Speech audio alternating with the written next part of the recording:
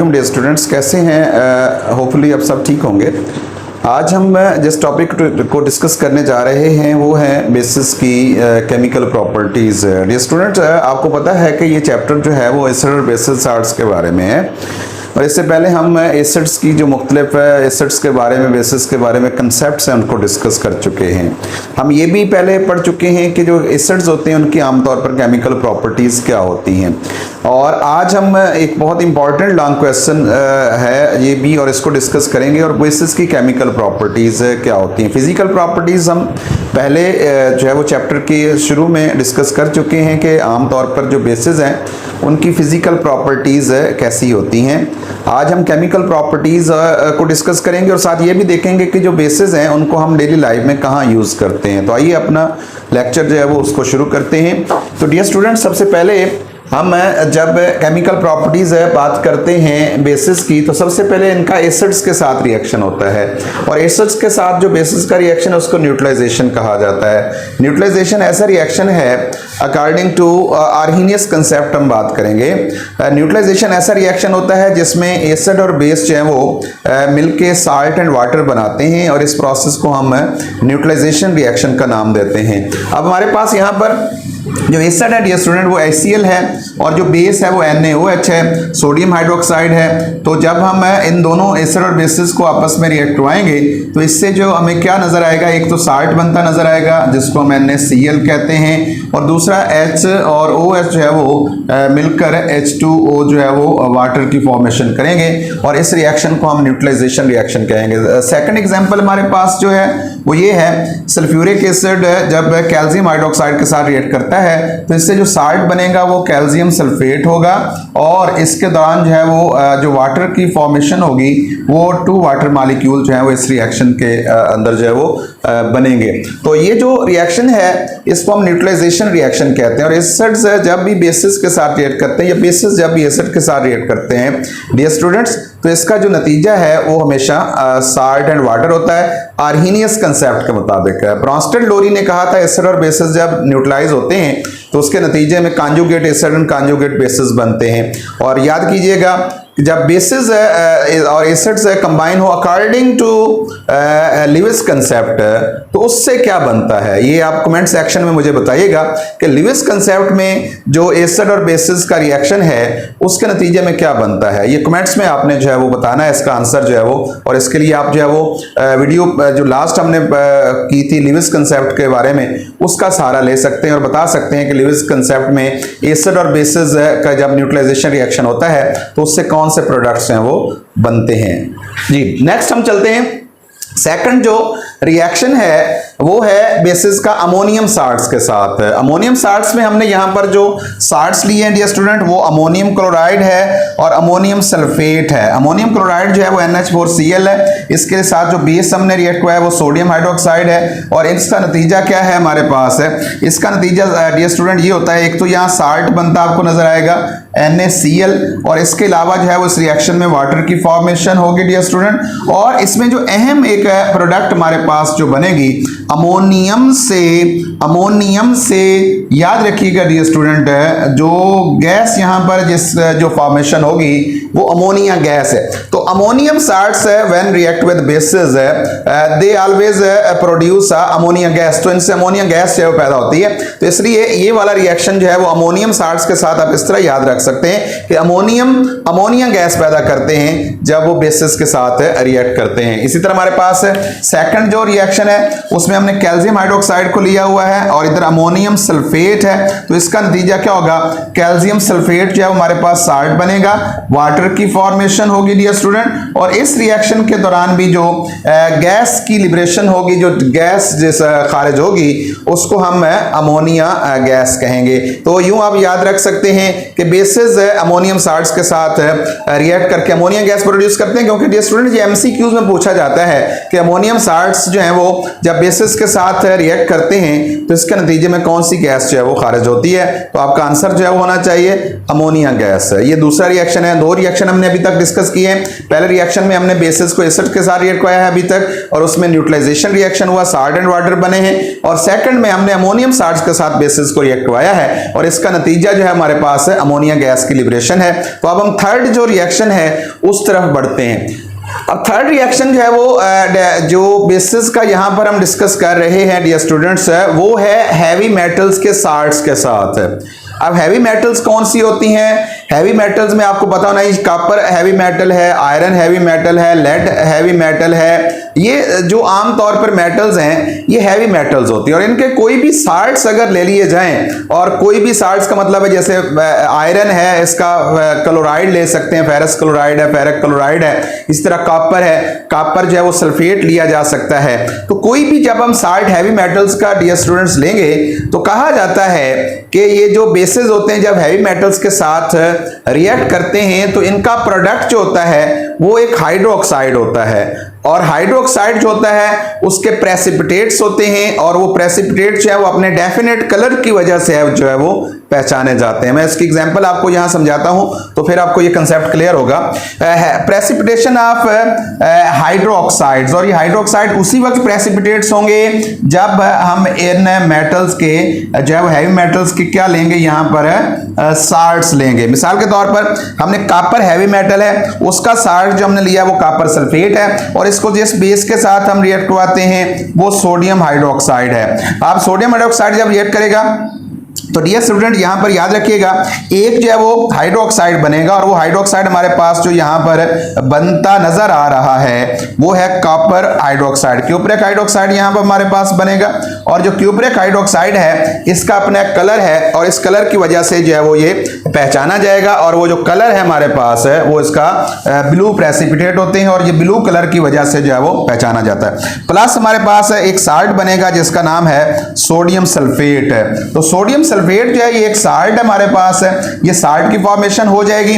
लेकिन जो इंपॉर्टेंट चीज है डियर स्टूडेंट वो ये वाली है, हाइड्रोक्साइड है। हमने लिखा है प्रेसिपिटेशन ऑफ हाइड्रोक्साइड, मतलब ये है कि जब हैवी मेटल्स के साल्ट जो है वो बेसिस के साथ रिएक्ट करते हैं तो इनके रिएक्शन के नतीजे में हैवी मेटल्स के हाइड्रोक्साइड्स बनते हैं, और वो हाइड्रोक्साइड्स के प्रेसिपिटेट्स होते हैं, और उनके अपने कलर्स होते हैं जिन कलर्स की वजह से वो आइडेंटिफाई किए जाते हैं कि ये इनकी जो है फॉर्मेशन हुई है। तो इसी तरह अगर हम जिंक क्लोराइड ले लेते हैं, जिंक क्लोराइड के साथ जो है वो हम फिर वही बेस हम सोडियम हाइड्रोक्साइड ले लेते हैं, तो इसका नतीजा जो होगा वो कौन सा हाइड्रोक्साइड होगा? इसका नतीजा हमारे पास है जिंक हाइड्रोक्साइड है। अब जो जिंक हाइड्रोक्साइड है डियर स्टूडेंट उसकी अपनी पहचान है, उसका अपना कलर है, और उसका व्हाइट कलर होता है, व्हाइट प्रेसिपिटेट की वजह से ये पहचाना जाएगा।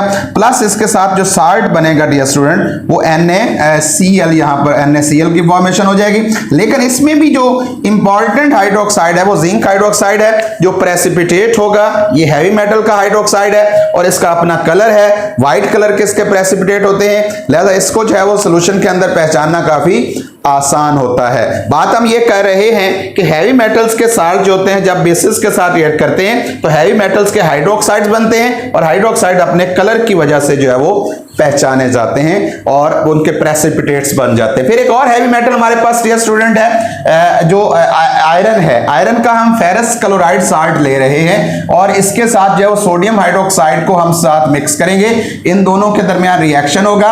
अब यहां पर जो साल्ट हमारे पास बनेगा वो हमारे पास फेरस हाइड्रोक्साइड है, और फेरस हाइड्रोक्साइड जो है वो अपने ब्राउन कलर की वजह से पहचाना जाएगा। प्लस जो साल्ट यहां पर आपके साथ दूसरा बनेगा वो NaCl है। तो NaCl तो साथ बन ही जाएगा यहां पर, लेकिन जो हाइड्रोक्साइड यहां पर प्रेसिपिटेट हुआ डियर स्टूडेंट वो फेरस हाइड्रोक्साइड है, और इसका जो कलर होता है वो ब्राउन होता है। तो इसको ब्राउन कलर में प्रेसिपिटेट इसके बनेंगे, जिसको जो है वो हम मुख्तलिफ तरीकों से सेपरेट कर लेंगे बाकी इस मिक्सचर सॉल्यूशन में से।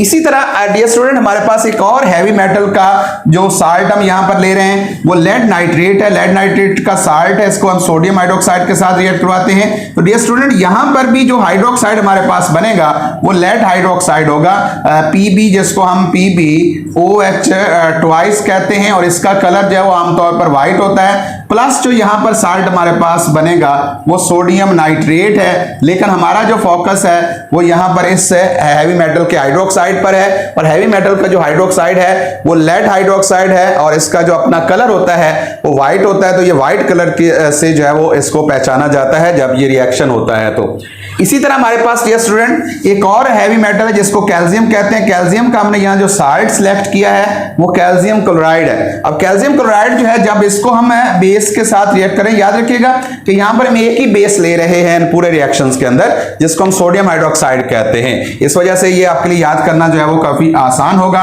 अब जब हम सोडियम हाइड्रोक्साइड को कैल्शियम क्लोराइड के साथ रिएक्ट करवाते हैं तो यहाँ पर आपको एक साल्ट बनता नजर आ रहा है, हाइड्रोक्साइड बनता नजर आ रहा है, जो कि कैल्शियम हाइड्रोक्साइड है। और कैल्शियम हाइड्रोक्साइड आपको पता है इसका आमतौर पर जो कलर होता है वो व्हाइट होता है। प्लस जो साल्ट एक और हमारे पास साथ है इसकी फॉर्मेशन होगी वो NaCl है, सोडियम क्लोराइड है। लिहाजा इस रिएक्शन का जो मेन प्रोडक्ट है वो कैल्शियम हाइड्रोक्साइड है, जो आमतौर पर व्हाइट कलर का जो होता है प्रेसिपिटेट होते हैं, जिनको आइडेंटिफाई करना आमतौर पर इजी होता है। फिर हम एक और हैवी मेटल का साल्ट ले रहे हैं, यहां पर फेरस सल्फेट है। फेरस सल्फेट को अगेन यहां पर हम सोडियम हाइड्रोक्साइड के साथ अगर रिएक्ट करवा दें तो सोडियम हाइड्रोक्साइड के साथ रिएक्शन के नतीजे में यहां पर जो हमारे पास हाइड्रोक्साइड बनेगा वो फेरस हाइड्रोक्साइड है। और फेरस हाइड्रोक्साइड जो है वो यहां पर इसका जो कलर हमारे पास यहां पर आएगा वो हमारे पास डर्टी ग्रीन कलर है, और प्लस इसके साथ जो है वो एक साल्ट बनेगा जिसका नाम है सोडियम सल्फेट जिसको कहा जाएगा।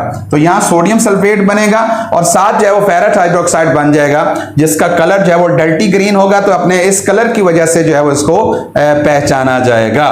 तो यूं हम कह सकते हैं कि जो हैवी मेटल्स के साल्ट्स होते हैं आमतौर पर उनको जब हम बेसिस के साथ रिएक्ट करवाते हैं डियर स्टूडेंट्स, तो हैवी मेटल्स के हाइड्रोक्साइड्स हैं वो प्रेसिपिटेट्स हो जाते हैं, अलग हो जाते हैं, और उनको उनके कलर्स की वजह से आइडेंटिफाई किया जाता है। ये जो कलर्स हैं इंपॉर्टेंट है क्योंकि एमसीक्यूज में बाज़ औक़ात वो हाइड्रोक्साइड जो हम यहाँ पर बना रहे हैं उनके कलर्स पूछ लेता होता है कि फलां हाइड्रोक्साइड का कलर क्या होता है और इस हाइड्रोक्साइड का कलर जो है वो क्या है। तो आपको होपफुली उन हाइड्रोक्साइड्स के कलर जो है वो मालूम होने चाहिए। तो ये तो थे तीन केमिकल रिएक्शन जो हमने यहाँ पर बेसिस के डिस्कस किए।